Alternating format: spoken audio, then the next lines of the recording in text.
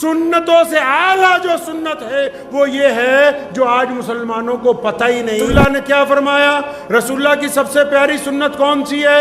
رسول اللہ کی سب سے اعلیٰ سنت کون سی ہے؟ نبی علیہ السلام نے کون سی ایسی سنت ہے جس کو ہمہ وقت استعمال کیا؟ نبی علیہ السلام کی وہ کون سی سنت ہے جو رسول اللہ کو محبوب تھی؟ وہ کون سی سنت ہے جس کو نہ اپنانے پر رسول اللہ نے ناراضگی کا اظہار کیا؟ آؤ مسلمانوں، محمد الرسول اللہ کو دیکھتے ہیں۔ پیارے نبی علیہ السلام کی سنتوں میں نماز کی سنتیں بھی ہیں، تہجد بھی ہے، اشراق بھی ہے، مسواک بھی ہے، رسول اللہ کی سنت میں دسترخوان بھی ہے، رسول اللہ کی سنت میں داڑھی بھی ہے، رسول اللہ کی سنت میں سفید کپڑے پہننا بھی ہے، رسول اللہ کی سنت میں سلام کرنا بھی ہے۔ لیکن ان تمام سنتوں سے اعلیٰ جو سنت ہے وہ یہ ہے جو آج مسلمانوں کو پتہ ہی نہیں، اور خاص کر ان نٹھلوں کو نہیں پتہ جو سوشل میڈیا پہ بیٹھے ہوئے ٹک ٹاک بنا رہے ہیں کہ وہ رسول اللہ کی سنت ہے کون سی۔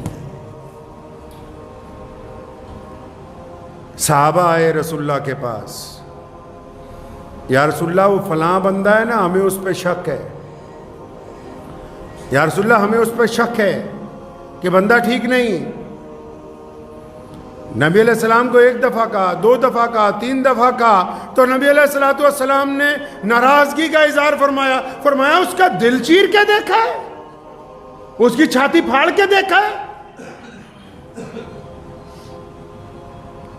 حضرت انس رضی اللہ تعالیٰ عنہ فرماتے ہیں کہ جب میں نے کوشش کی نبی علیہ السلام کو نعوذ باللہ اس حد تک لانے کی کہ وہ کبھی مجھ سے ناراض ہوں اور میرے ایک آدھی چپت پڑ جائے، تو فرمایا ایک دن ناشتہ لینے مہمانوں کا بازار گیا تو میں بہت دیر ہو گئی، میں وہیں بیٹھا رہا قصدن کہ آج نہیں جاؤں گا، اور نبی علیہ السلام کو نعوذ باللہ ناراضگی ہوگی اور وہ میرے آکے ایک آدھی لگا دیں تاکہ انس کہے کہ 1,24,000 صحابہ میں صرف انس ایسے ہیں رضی اللہ تعالیٰ عنہ جنہوں نے مار کھائی ہے۔ فرمایا لیکن جب رسول اللہ بازار میں آئے اور مجھے دیکھا تو مجھے دیکھ کے بڑی تیزی سے میری طرف آئے، اور جب میں تیار ہو گیا نبی علیہ السلام نے پوری طاقت کے ساتھ مجھے اپنی چھاتی سے لگایا، میرے سر پہ ہاتھ پھیرا، کندھوں پہ ہاتھ پھیرا، آنکھوں میں آنسو ہیں۔ فرمایا انس میرے بیٹے میں تو سمجھا تجھے چوٹ تو نہیں لگ گئی کہیں؟ آئی نہیں بات سمجھ؟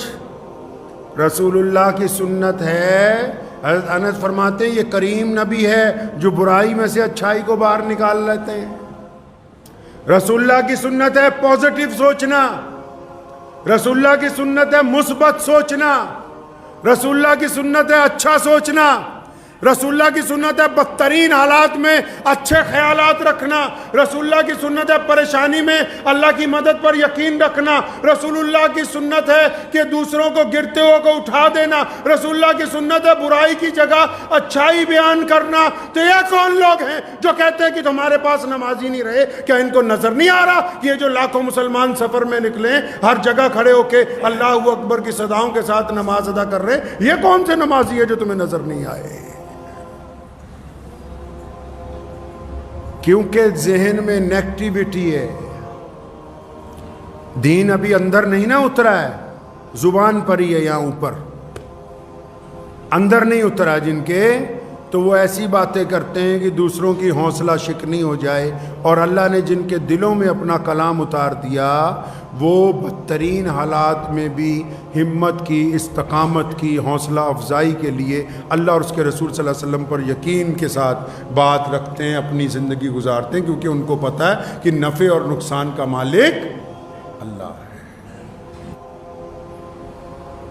دوسرے کی برائی کرنے سے پہلے اس کی روح، اس کی زمین کے گراس روٹ جس کو بولتے ہیں، اس کی زمینی سطح پر دیکھو، پہلے دیکھو، پرکھو، پھر اگر ضرورت محسوس ہو تو بولو، اپنی مرضی سے جو دل میں آیا اس کو اپنی زبان سے نہ نکالو۔ اگر آپ کی وجہ سے کسی کی ہمت ٹوٹے گی، کسی کی بے عزتی ہوگی تو کل قیامت کے دن اللہ تبارک و تعالیٰ کے حضور جواب دینا ہوگا۔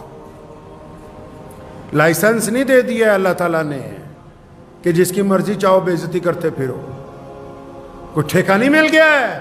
جو لوگ مسجدوں میں نماز پڑھتے ہیں ان کو بھی کہ جو آئے اس کی بے عزتی کر دو، کوئی اللہ تعالیٰ نے اتھارٹی نہیں دی ہے ان کو۔ مسجد میں ممبر بنایا، اس پہ ایک امام کی ذمہ داری لگائی تاکہ وہ جمعے کو بیٹھ کے ان سے بات کرے اللہ اور اس کے رسول کے حکم کے مطابق۔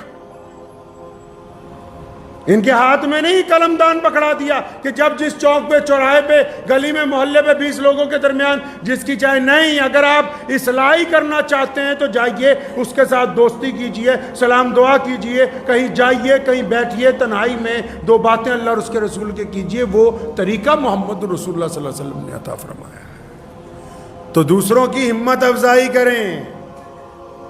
اللہ تبارک و تعالیٰ کو توبہ کرنے والے لوگ، اللہ تبارک و تعالیٰ کو معافی مانگنے والے لوگ پسند ہیں۔ حدیث میں آتا ہے، نبی علیہ الصلوۃ والسلام نے فرمایا، حدیث میں مفہوم ہے حدیث کا میں آپ کو مختصر میں سمجھاتا ہوں کہ آپ صلی اللہ علیہ وسلم نے فرمایا کہ جیسے ایک مسافر صحرا میں چلا گیا ریگستان میں، اب اس کے پاس ایک اونٹنی ہے، اس اونٹنی پر اس کا کھانا پینا ہے، سامان ہے، پانی ہے، سب کچھ ہے، لیکن راستے میں وہ رکتا ہے ایک درخت کے پاس اور آرام کرنے کے لیے لیٹتا ہے۔ اونٹنی کو جس ٹہنی سے باندھتا ہے وہ ٹوٹ جاتی ہے اور اونٹنی کہیں چلی جاتی ہے۔ جب اس کی آنکھ کھلتی ہے پریشان ہو جاتا ہے، کیوں؟ ریگستان میں کوئی سہارا نہیں ہے، کوئی سہارا نہیں، ادھر ادھر بھاگتا ہے، چیختا ہے، چلاتا ہے، کوئی مدد کے لیے نہیں آ سکتا۔ تھک ہار کے جب گلا بھی سوکھ جاتا ہے پھر ایک درخت کے نیچے بیٹھ جاتا ہے اور دل میں سوچتا ہے کہ اب تو موت ہی آئے گی، اس کے علاوہ تو کوئی نہیں مجھے بچا سکتا۔ تو لیکن جب اس درخت کے نیچے بیٹھے بیٹھے اونگنے لگتا ہے تو اچانک اونٹنی کی آواز سنتا ہے، دیکھتا ہے کہ اس کی اونٹنی گھوم پھر کے پھر اسی کے سامنے کھڑی آ کے۔ فرمایا صحابہ سے اندازہ لگاؤ اس کو کتنی خوشی ہوئی ہوگی، اس بندے کو اب کتنی خوشی ہوئی ہوگی کہ جس کو چند لمحے پہلے یہ تھا کہ اس ریگستان سے تو نکلا نہیں جا سکتا، نہ پانی ہے نہ کھانا ہے، سواری بھی چلی گئی۔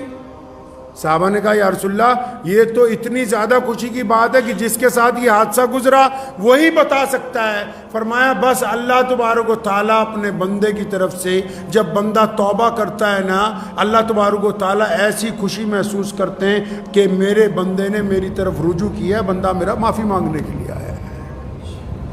اور پھر ایک بار نہیں، گنہگار جب معافی مانگتا ہے فرشتے کہتے ہیں اللہ آج پھنس گیا اس لیے معافی مانگ رہا ہے۔ حکم ہوتا ہے کوئی بات نہیں، پھر کیا ہوا؟ پھنسنے کے بعد بھی آیا تو صحیح۔ فرشتے کہتے ہیں یا اللہ پھر خطرہ دوبارہ گناہ کرے گا، فرمایا کوئی بات نہیں معاف کرو۔ نبی علیہ السلام نے فرمایا کہ اگر وہ 70 مرتبہ بھی جاتا ہے معافی مانگنے کے لیے تو اللہ تعالیٰ معاف فرماتے ہیں۔